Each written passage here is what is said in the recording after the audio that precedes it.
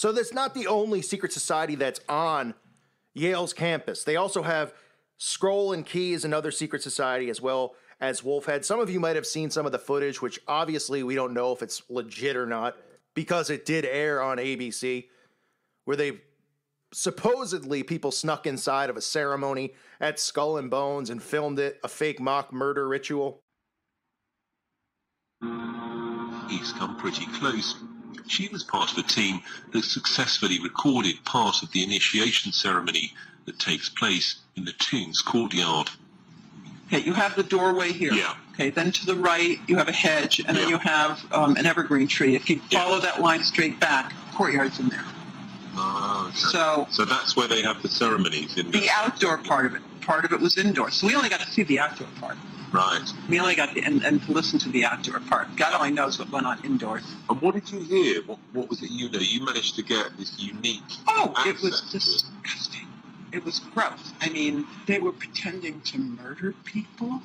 What was the tone of it, though? Was it jokey? Or was it quite... No, it wasn't jokey at all. It was sick. It's not the only way to describe it. It was sick.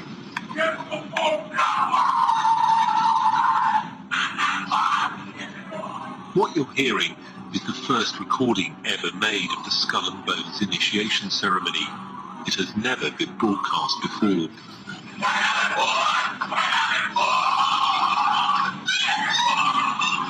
15 new members of the club are being introduced into the macabre rituals of Skull and Bones by the senior students who are about to graduate. The club has what some might see as a strange fascination with death, skulls and bones. There's the chants too, difficult to hear first of all, but including the devil equals death, death equals death.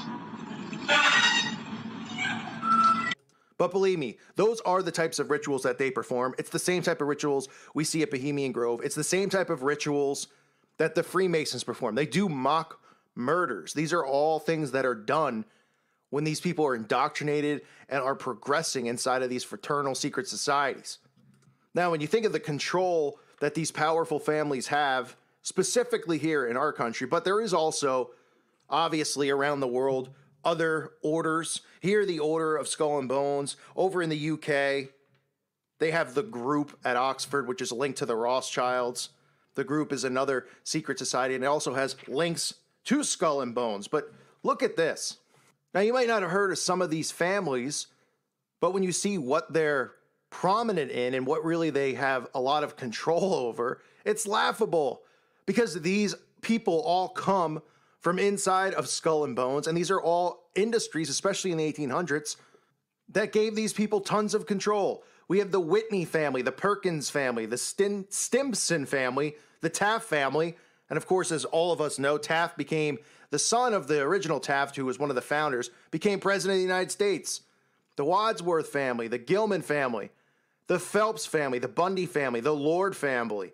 And then, of course, we get the Rockefeller family, who at the time was really in control of Standard Oil, along with another family who was one of the prominent families in the order, the Payne family. So we have Standard Oil, control of oil, right? Then we get the Davison family, who's linked to J.P. Morgan and the bankers and the Browns.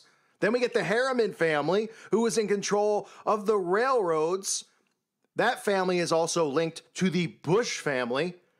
We get the Weyerhaeuser family in control of lumber, the Sloan family in control of retail, and the Pillsbury family. Remember the Pillsbury Doughboy? And I'm not talking about Buddha. The Pillsbury Doughboy, right? Ring a bell? Pillsbury, still a prominent company, selling poison, passed off as food.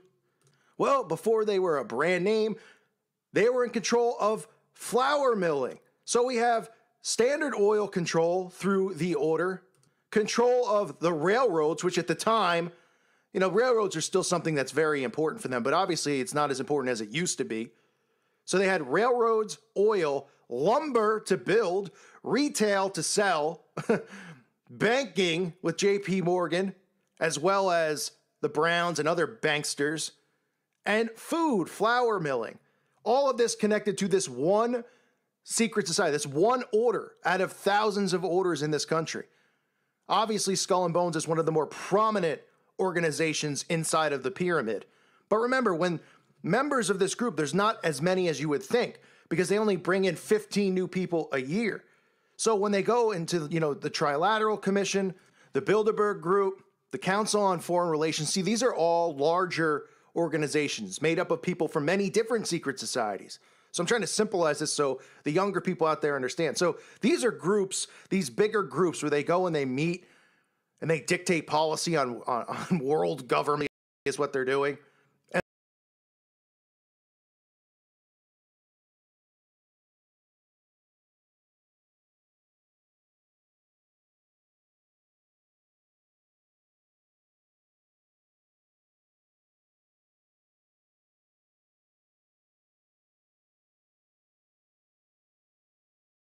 There's people there who make up a few inside a smaller order who are part of Skull and Bones, right?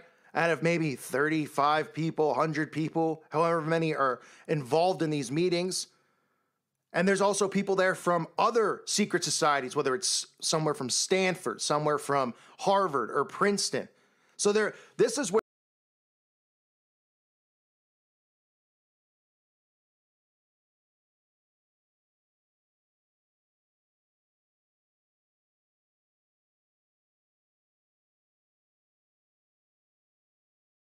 there's division amongst the elites because there are groups within groups, and there's always